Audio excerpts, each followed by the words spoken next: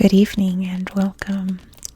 Tonight we will be going over the history and geography of Atlántico in Colombia. Now I don't have my usual atlas out because this is a very small department of Colombia. Let me zoom out so you can see. In my atlas it's just like this big, so there's no point in me getting it out so you could see. You can't see anything about it. But here we are in South America. Here's Colombia, and as the name implies, we are along the Atlantic, to be more specific, the Caribbean. Atlántico contains one major city. You can see here Barranquilla, and its border here is made up of the Magdalena River. You can see it flowing out to the sea there.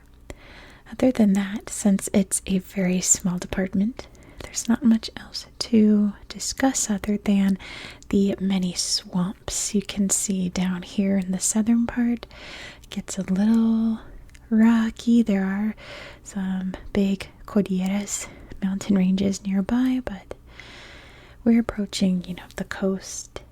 Not as mountainous, the coast. Very wet and marshy and swampy. You can see down here. This is the there we go, Laguna El Guajaro Lagoon. But this is the trying to read Ciénaga de Guajiro. Ciénaga meaning swamp, Laguna meaning lagoon.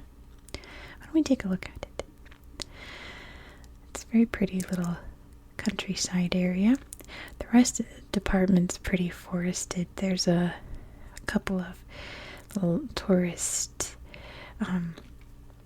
like little ranches and little, I guess, fincas they're called, like functioning ranches that you can stay at. But yeah, it's not really known for its ecotourism. It's known for its Barranquilla tourism. Pretty much if anyone's coming to the state, they're coming here to the major city. You can see along the coast here we do have some beaches as well, some playas. Its nickname is the Golden Gate, which I love because I'm from San Francisco, so that name makes my heart feel happy.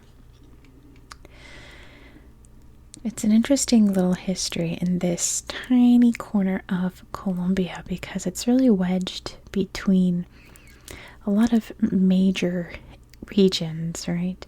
We've got the border here with Venezuela and Maracaibo. We have Cartagena over here, very big city. And we're just right in between in this little tiny area. The original inhabitants were the Camash Native Americans, or Camacho, depending on how you pronounce their name. They were roped into an encomienda, which was Spain's way of humanely dealing with Native Americans. In that at an encomienda, you're given a place to sleep, you're given a place to work on a ranch farm setting. You get food and clothes so you can be just like the Spanish, but most importantly, you're converted to Catholicism. That was the main reason for encomiendas, was free labor and conversion. It was not for let's do a nice thing. No, it was solely for the Spanish. But this region was never really developed until 1629, when the first settlement was established here along the Magdalena. It was mostly just a hacienda, which is like a ranch, pretty much. When it came time for the independence movement, the people here were pretty pro-independence. Cartagena was a very pro-independence city, and they were very closely linked. They'd be very closely linked through most of their history. Barranquilla was officially established as a town in 1813. It became a port city for Gran Colombia in the 1820s, 30s, and really gained prominence there. Very good little trading spot for the rest of South America, Central America, and the Caribbean. But it was part of Cartagena. This was all lumped together. They wouldn't be separated until 1852.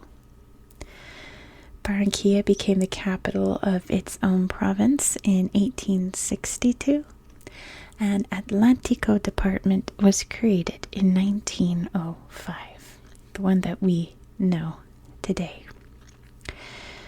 Barranquilla, even though it's considered one of the lesser major cities of Colombia, kind of like, in America we have New York, LA, Chicago. Like a tier 2 would be like Dallas or Miami, very important, but not in the top echelons of important cities, right? Barranquilla is kind of there. I should pronounce it right. It's Barranquilla. You gotta roll that R. But it's very important to Colombia's history because a lot of firsts happened here. The first trains in all of South America first ran in Barranquilla. Colombia's first telephone line is in Barranquilla. Colombia's first radio station was in Barranquilla. Actually, I got that backwards. Forget what I just said about the trains. I lied. Colombia's first train was in Barranquilla. The first in South America was the airport. Okay, forget what I said about the trains. It was airport. I just checked my notes. South America's first airport was in Barranquilla. I think the first trains was maybe in Peru or maybe Brazil. But Colombia's first trains were in Barranquilla. The first airport in South America, isn't that interesting? Right here in Barranquilla. Modernization became the mainstay here in the 20th century. And Barranquilla is mainly known for two things in Colombia today. One of them is its Carnival. So when you think Carnival, you immediately go to Rio. Rio is the largest Carnival, one in the world and one in Latin America. Where is the second largest Carnival in Latin America? It's in Barranquilla. Isn't that interesting? This is Colombia's Carnival city.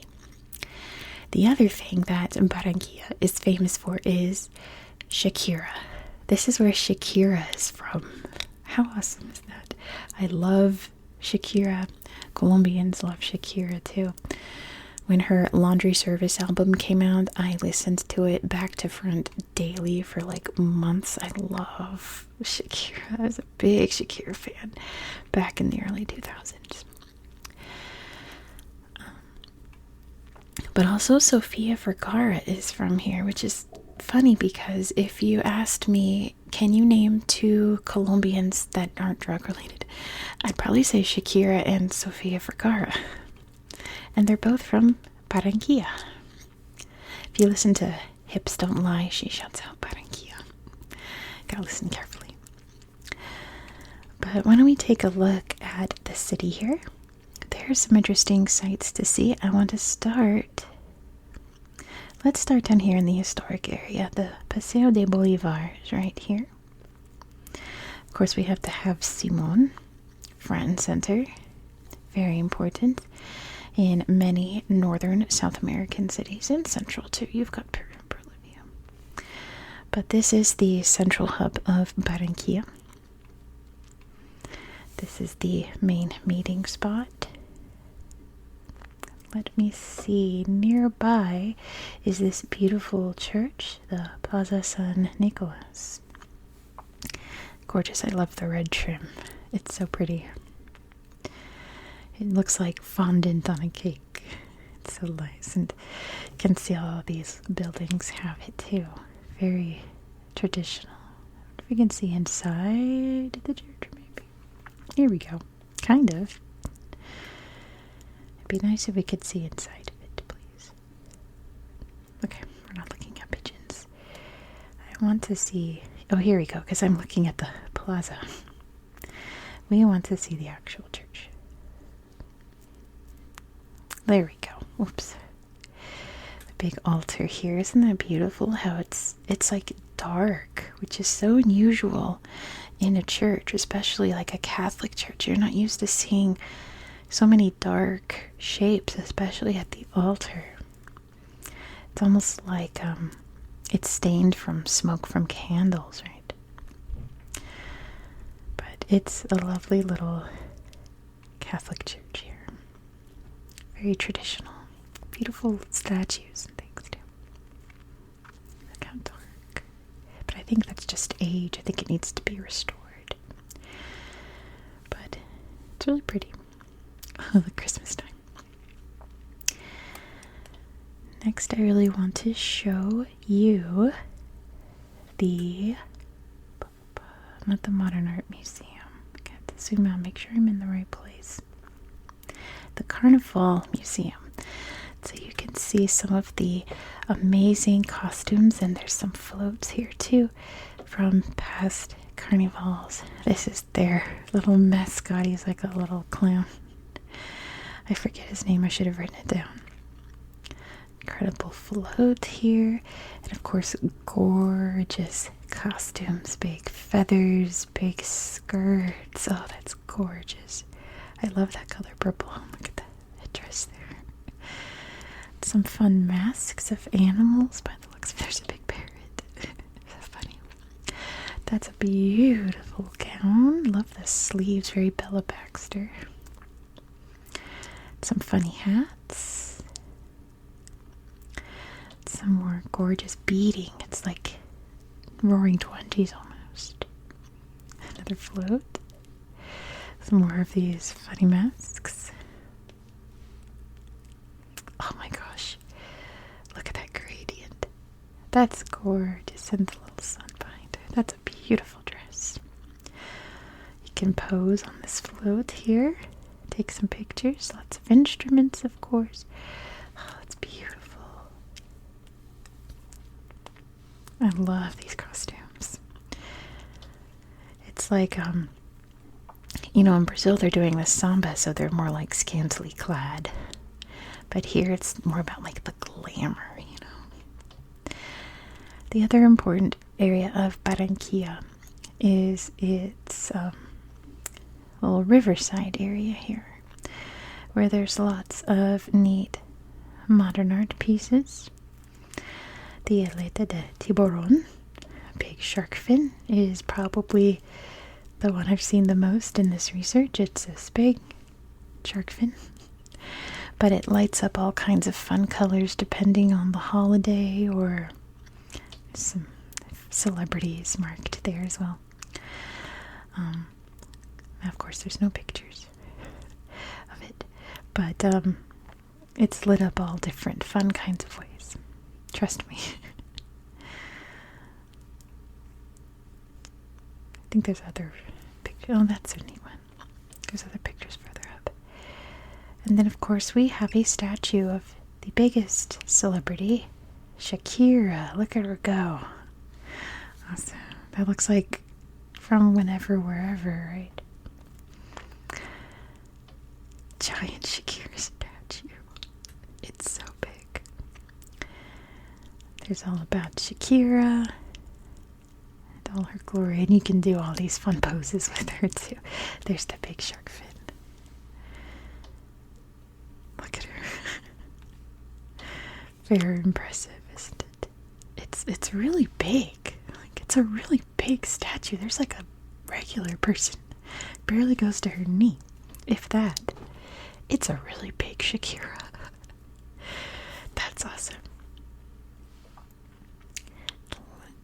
see.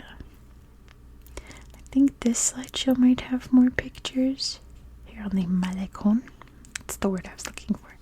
There's also this big crocodile. I've seen a lot of that too. Big shark fin. You can look out on the ocean from the river where it meets the sea. See all the big ships coming in.